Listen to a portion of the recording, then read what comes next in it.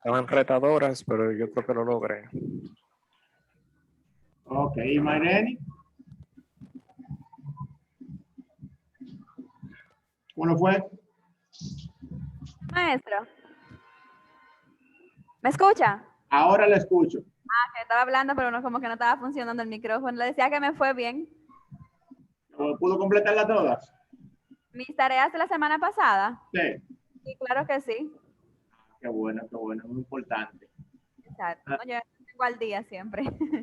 Qué bueno, qué bueno. Esta semana ustedes saben que ya entramos en una nueva unidad. Entonces, la unidad número 2, por las próximas, esta clase y la próxima, vamos a ver la unidad 2, igualito con la misma temática que la anterior. Entonces, me gustaría saber qué ustedes pudieron investigar de esta unidad, qué le llamó la atención, qué me pueden decir al respecto. Cualquiera de los tres. Unidad 2, dijo. Sí. De la que hablamos la semana pasada. No, la semana pasada hablamos de la introducción y los aspectos generales de la gerencia de procesos. Entonces, esta semana ya vamos a iniciar otra unidad. Entonces, acuérdense, yo le dije que antes de venir a la clase deben documentarse de qué trata la unidad para que podamos participar activamente en la clase. Es cierto. ¿Lo investigaron? En realidad no. Pero eso es lo que empezamos a hablar una parte la semana pasada con relación a algunos integrantes chinos que hicieron sus aportes. Estaba también la teoría ay, se me fue ¿cómo era? Era en inglés, el time, el justo ahora, exactamente, que hablaba de eso, del justo ahora, de hacer las cosas bien. Y de la clase que vamos a tratar hoy, que pudo investigar algo. ¿Perdón? De la clase que vamos a hablar hoy, ¿pudo hacer algo? No, en realidad no. ¿Y Gloria qué dice?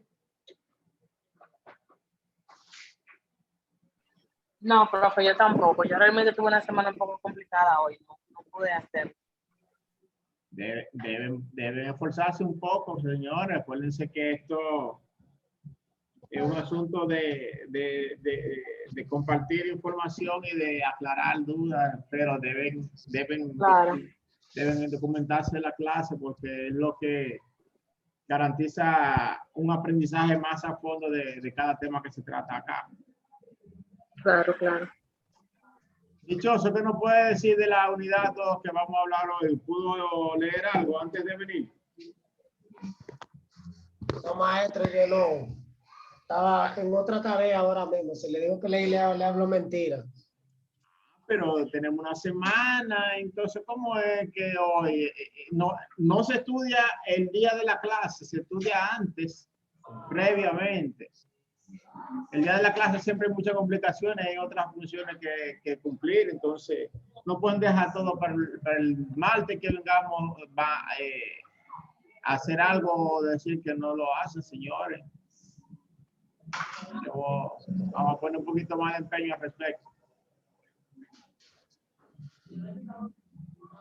Bien, hoy, como les dije, vamos a abrir una nueva unidad que tiene que ver con los mapas de proceso y la disciplina relacionada con dicho evento. El contenido que vamos a ver en esta unidad tiene que ver con la definición de los mapas de proceso, cuáles son la clasificación de los mismos, la organización, el método y las normas y procedimientos. Es lo que vamos a ver en el día de hoy. ¿Qué buscamos en la clase de hoy? Profesor, disculpe. No se escucha. Discúlpete, tengo una duda. Sí. Porque cuando en la plataforma, cuando hablo de la unidad 2, el contenido que me sale es diferente al que usted presenta. No, está esa clase ahí. Lo que pasa es que hay dos materiales. Uno complementario y este que yo le estoy presentando. Ok, de acuerdo, déjame ver. Entonces le decía que vamos a ver las funciones, a conocer las funciones y la fase de los mapas de procesos. Lo que vamos a ver en esta unidad 2. ¿Qué es un mapa de proceso? Como su nombre lo indica, es una representación gráfica que nos permite ver y entender rápidamente el conjunto de actividades que implica el logro de un objetivo. Es un diagrama también que nos da o nos permite tener de manera ágil y fácil una visión general de lo que hace la empresa o el departamento, así como también las actividades que se llevan a cabo en la misma. Los mapas de procesos son similares a los diagramas de flujo, para que ustedes tengan una idea. ¿Por qué es importante usar un mapa de proceso? Primero porque nos ayuda, como dice su nomenclatura, nos permite organizar y definir los procesos que tienen que ver con una actividad, haciendo que esta información sea visible para toda la organización, es decir, no solo para el departamento que la ejecuta, sino para que todo el mundo conozca lo que se hace en ese proceso. Obviamente que esto nos da una visual para poder entender mejor lo que se hace. Es decir, en síntesis explica gráficamente las funciones y actividades que ejecutan los departamentos o la empresa como tal. Obviamente que estos diagramas nos permiten mejorar todo el entorno, todas las áreas de la empresa y la empresa en general. De acuerdo a la Sociedad Americana de Ingenieros Mecánicos, los diagramas de flujo fueron introducidos por primera vez a partir del año 1921 por Frank Gilbert.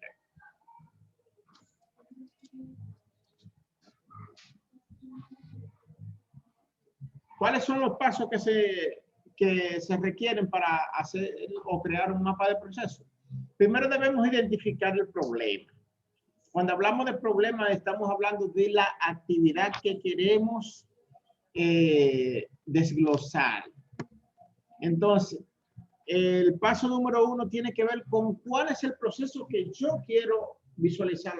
O sea, yo como empresa quiero visualizar y que todo el mundo conozca. Lo primero que se tiene que hacer es escribir el nombre de ese proceso en la parte superior del documento.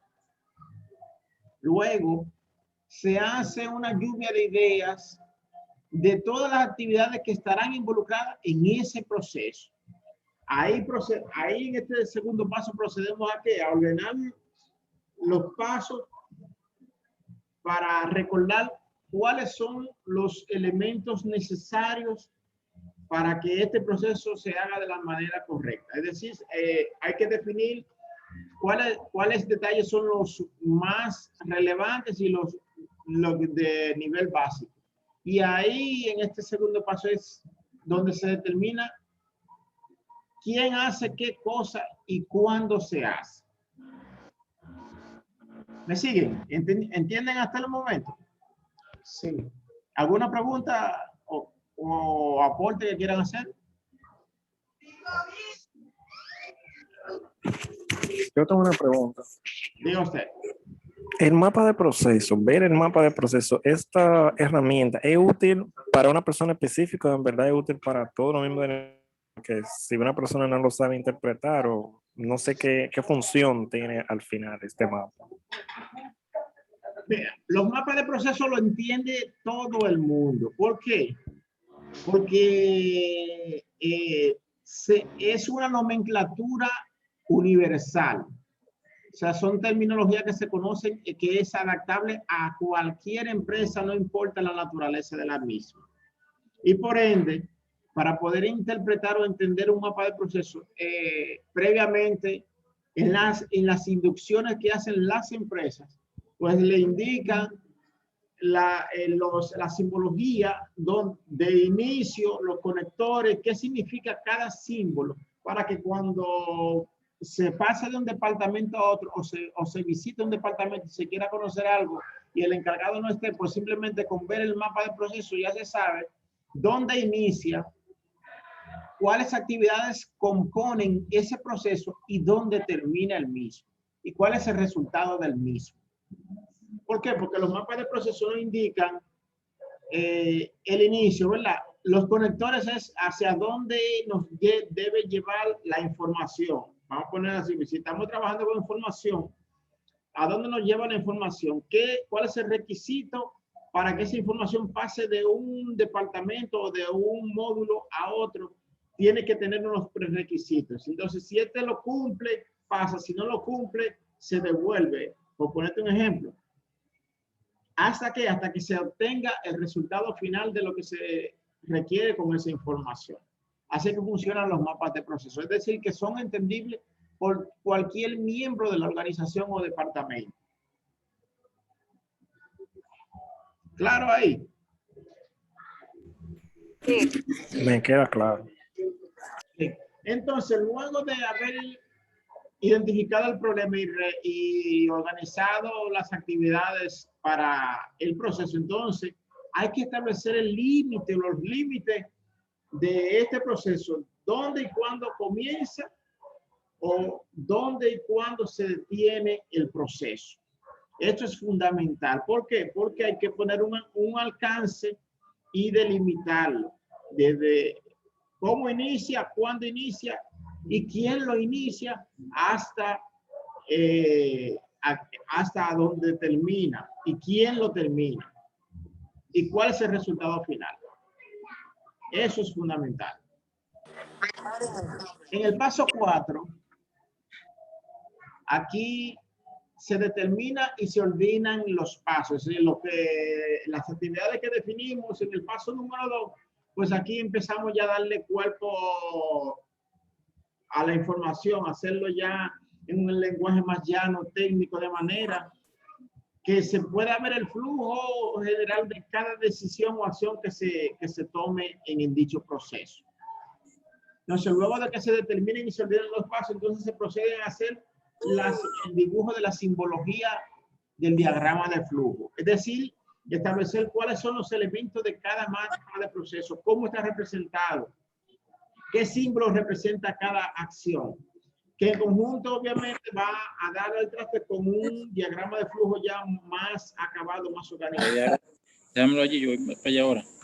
Entonces, luego de hacer la simbología clave del proceso, entonces viene lo que es la finalización del diagrama. Es decir, debatirlo con los demás interesados o miembros del equipo para que asegurarnos de que todo el mundo esté de acuerdo y entienda lo que se quiere transmitir con dicha información gráfica. Recuérdense que los diagramas de flujo son informaciones gráficas, son resúmenes de procesos, ya ustedes saben que están contenidos en los manuales, pero para que se entienda de una forma rápida y ágil, se hace en símbolo. ¿Por qué es importante un mapa de proceso? Primero, porque representa o define una estructura coherente de la organización o del departamento que se quiere presentar. Ahí en todo momento establece cuál es la jerarquía de cada quien en dicho proceso o en dichas actividades. También puede ser la representación gráfica de un departamento, que no necesariamente tiene que ser un proceso, sino también de un departamento. Es importante también porque es una herramienta que nos permite analizar a fondo cada proceso y nos ayuda a incrementar la calidad del trabajo que se hace y a reducir los ciclos de tiempo que ralentizan la eficiencia en el trabajo. También nos permite evaluar la eficacia y la eficiencia en cada uno de los procesos, tanto internos como externos. También es importante porque un mapa de proceso es el encargado de velar porque se cumpla el procedimiento que se establece en la empresa. Nos da una panorámica rápida del estado actual también de la empresa. Nos ayuda también a hacer un análisis profundo de la tarea que realiza cada colaborador en la empresa. Y a la vez nos permite también detectar las necesidades del personal, la ineficiencia también, nos ayuda a analizar la productividad.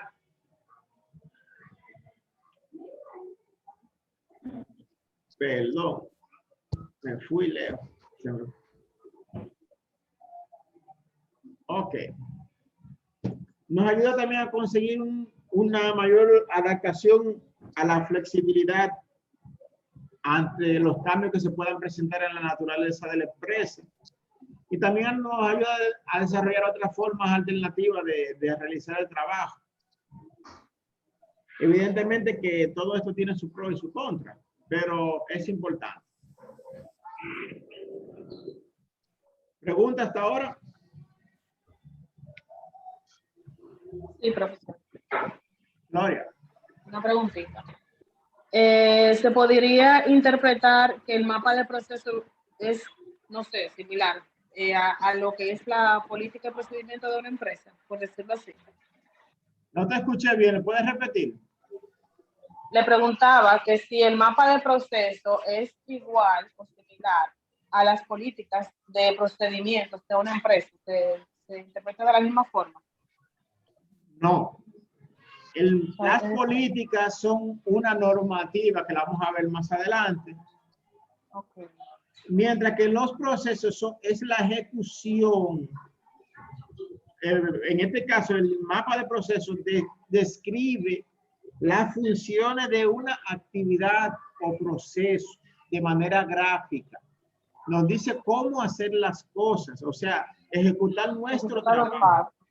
Pero las políticas ya son normativas reglamentarias de una institución, o sea, son normas. Le pregunto porque donde yo estaba, había una parte que era así, como de los procesos, y había de hecho manuales. Sí. Y cuando usted nos explica esto, me hace alusión a eso que hacíamos allá.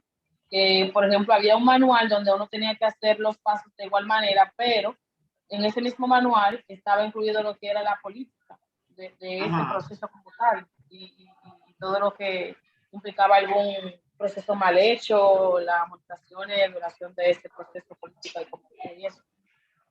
O sea, parece que yo lo tenía como todo junto, digo yo. Eso lo vamos a ver. Profesor, yo tengo un caso similar. En la empresa donde yo laboro tenemos procedimientos que, como usted da la definición, va detallando cómo se va llevando el proceso, dónde inicia, dónde termina, el alcance, el objetivo y paso por paso. Eso lo tenemos como procedimiento y tenemos aparte un mapa de proceso que dice la orden del cliente, un mapa así como un diagrama que nos dice la orden del cliente, los procesos clave, lo de apoyo y el producto final, la satisfacción del cliente. Sí, en eso que consisten los diagramas de flujo o mapas de proceso, porque nos dan una idea rápida de lo que se realiza en el área o dentro de la empresa como tal. Pero las políticas son más específicas como normativas. Es lo que son lo que rige, es la ética o la filosofía que rige la empresa. Esas son las políticas que a eso que se refieren las políticas. Maestro. Sí. Pero hay empresas que lo utilizan con diferentes formas, o sea, diferentes formatos, que no lo llevan directamente hacia un mapa de proceso. Ellos utilizan otra metodología. Fíjense, si ustedes le dan manuales de procesos o de procedimientos, ustedes en cada tarea, al lado debe haber una gráfica donde le define el inicio y el fin de ese proceso o procedimiento. O sea, de la tarea que me encarga la empresa. Claro. Eso está en los manuales. Usualmente vemos diagramas de flujo o de proceso en la industria que para indicar, por ejemplo, en las áreas de producción, sobre todo, dónde inicia y dónde termina cada parte del proceso de fabricación. Eso a nivel de ingeniería industrial, eso es lo más común en una fábrica, usted ve esas simbologías. Y en los manuales de procedimiento, como les dije. Ahora bien, ¿qué son los procesos? Los procesos, en resumen, son las tareas o actividades que están orientadas a cumplir un objetivo específico dentro de la organización. O sea, los procesos nos proporcionan la solución a los problemas presentes y futuros que tiene una organización o departamento. Dichos procesos pueden ser también replicados más de una vez dentro de la misma organización o fuera también. Y esto para cumplir una meta específica trazada por la gerencia. ¿Cuáles son los tipos de procesos más comunes? Tenemos 3 partes. Los procesos, dame un segundito.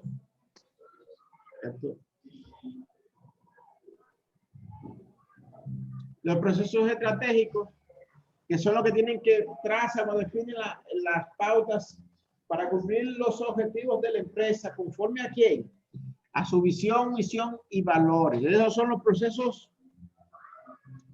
pilares o fundamentales de una empresa. Ahí se define la identidad organizacional. Ahí se involucran quiénes, los directivos y los gerentes de cada área para definir esos procesos. Y están los procesos de soporte, que son los que dan apoyo a los objetivos estratégicos. Aquí, estos son importantes para la ejecución del resto de los procesos, porque los demás son operativos. Es decir, los procesos de soporte tienen que ver mayormente con el sistema de información y control de calidad de la empresa. En cambio, que los operativos están destinados ¿a quién? A generar productos y servicios. Es lo que hace el dinero en la empresa, en pocas palabras. Obviamente que de estos procesos operativos depende que la satisfacción del cliente. ¿Por qué? Porque dependiendo de la satisfacción del cliente va a tener el aumento o disminución del consumo de la marca que ofrece la empresa o del servicio que ofrece la empresa. Y a su vez va a hacer que los accionistas obtengan mejores beneficios en su organización. Entonces, estos 3 tipos de procesos son claves para el desempeño de una estructura organizacional. Entonces, maestro, dentro de los mapas de proceso vienen encajando, como quien dice, el organigrama de una empresa, cómo está estructurada, quién es el presidente y esas cosas. No, eso es parte de eso. Acuérdate que el organigrama es una representación gráfica, pero para definir funciones. Ok. En cambio, que los mapas de proceso se encargan de detallar esas funciones. Ah, ahora sí entiendo. Ok. ¿Entiendes? La función de la organización y método, obviamente, es un servicio de asesoría multidisciplinario. O sea, aquí la organización y método funciona como un departamento de analistas o de asesores a nivel de la gerencia. Ellos trazan ¿por qué? Porque el objetivo primordial de este departamento o unidad de servicio es aumentar la eficiencia administrativa. ¿Mediante qué? La elaboración de estudios administrativos o técnicos que buscan mejorar los procedimientos el método de trabajo y el sistema de trabajo de la organización en general. Obviamente que la intervención de esta unidad no se hace de manera global, sino se va parte por parte hasta terminar con la estructura completa de una organización. Pero la intervención inicia primero por la alta gerencia y luego va descendiendo hasta los niveles más bajos. Obviamente que este tipo de estudios que ellos hacen, ellos buscan la manera de cómo hacer el trabajo más sencillo y efectivo, buscando en consecuencia la reducción de los costos y los esfuerzos innecesarios para simplificar el trabajo dentro de la empresa. Esto se viene concatenando con lo que vimos la semana pasada de la racionalización y simplificación del trabajo, ¿se recuerda? Sí. Sí, con Frederick Taylor. Exacto. Obviamente que estas propuestas de la que le ponen departamentos de organización y método son analizadas por la gerencia y ahí ellos deciden si la ponen en práctica o la rechazan. Obviamente que la asesoría ya a final de cuentas se ejecuta o no, dependiendo de la decisión que tome la alta gerencia, si le gusta o no, la asistencia o asesoría que este departamento le proporciona. Recuerden que esta unidad puede ser tanto interna como externa. ¿Por qué? Porque obviamente el personal que trabaja en esta unidad es un personal que es sumamente calificado en cada rama y con suficiente experiencia en el mercado. Es decir, que son, o sea, un conjunto de especialistas, por ponerle un ejemplo, contadores, administradores, ingenieros, en informática, civil, o sea, industrial. O sea, en cada área, en cada aspecto profesional de la empresa, hay un especialista que se encarga de esa área. Entonces, ¿qué pasa con esto? Que ellos, conforme a su experiencia con otros clientes, pues dan su opinión y en base a su conocimiento teórico práctico, pues entonces elabora las propuestas. Obviamente que cuando son externos, muchas veces no conocen la realidad de la empresa y esto le hace un poco difícil llegar a conocer la cultura organizacional que tiene esa empresa y los problemas históricos que han venido acarreando. Por ende, puede que muchas de las decisiones que se tomen cuando son asesores externos, pues no les sea del agrado a la gerencia. ¿Me sigue? Ahora bien, cuando este departamento funciona a lo interno de la empresa, entonces ya aquí,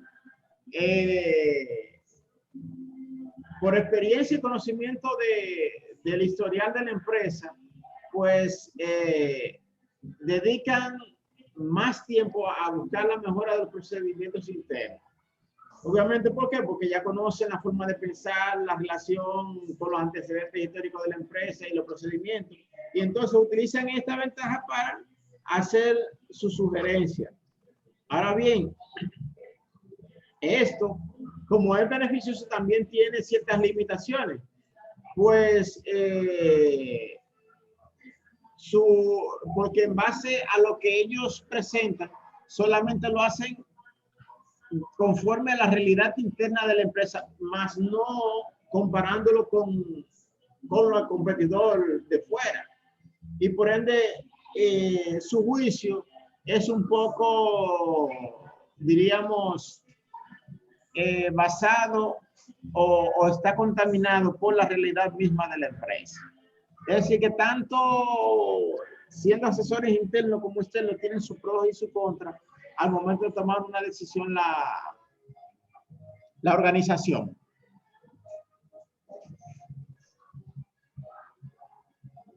¿Por qué es importante tener un departamento de organización y método dentro de la empresa? Es importante por múltiples razones. Primero, porque esta unidad representa un instrumento de cambio y mejoramiento a nivel estructural dentro de la entidad. Nos ayudan a presentar análisis de problemas estructurales y sus soluciones. Obviamente que, aunque su propósito fundamental es asesorar, también dispone de recursos para lograr una eficiencia y eficacia dentro del desarrollo de las funciones de cada departamento. Obviamente que es importante porque el alcance de esta unidad, al ser multidisciplinaria, abarca todos los pormenores de la empresa y puede ayudar a establecer mejoras continuas dentro de la entidad, desde una pequeña unidad administrativa hasta la reforma total de la organización. Por eso es importante tener este departamento dentro de la empresa. Ahora bien, ¿cuál metodología utiliza la unidad de organización y método? Primero, tiene un plan estructurado de estudio a nivel de mejoramiento continuo. ¿Por qué? Porque si no se planifica las acciones, obviamente no se va a alcanzar el propósito que quiere la empresa. Otra técnica es la de la recopilación de información. Es decir, que se dedican a registrar y a reunir todos aquellos hechos que permiten conocer y analizar lo que realmente sucede dentro de la organización o del área que se está estudiando al respecto. Una parte muy fundamental también tiene que ver con el análisis de la información, o sea, de lo que se planifica, lo que se recopila, debe ser analizado para establecer el propósito y a la vez proponer soluciones que den con la finalización del problema que se estudia.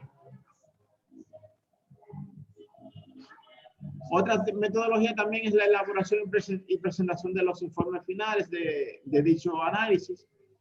Aquí, obviamente, este documento va a detallar o describir los hallazgos y las alternativas de cambio que pueden dar al traste con la solución de los problemas que se hayan detectado. Y luego de haberse elaborado y presentado los informes, pues entonces, si es aprobado por la empresa, pues se procede a la implementación y seguimiento de dicho análisis. Es decir, aquí se pone en práctica el nuevo sistema que se ha desarrollado a través del análisis de la unidad de organización y método. Y obviamente se le da una supervisión y asesoría por quienes lo hayan creado. En este caso, los analistas de organización y método. Ya vimos la parte de lo que son los procesos de organización y método. Ahora vamos a ver lo que es los procedimientos, que es muy distinto a los procesos. De acuerdo a Melikov, los procedimientos son la descripción detallada de las actividades a seguir en un proceso.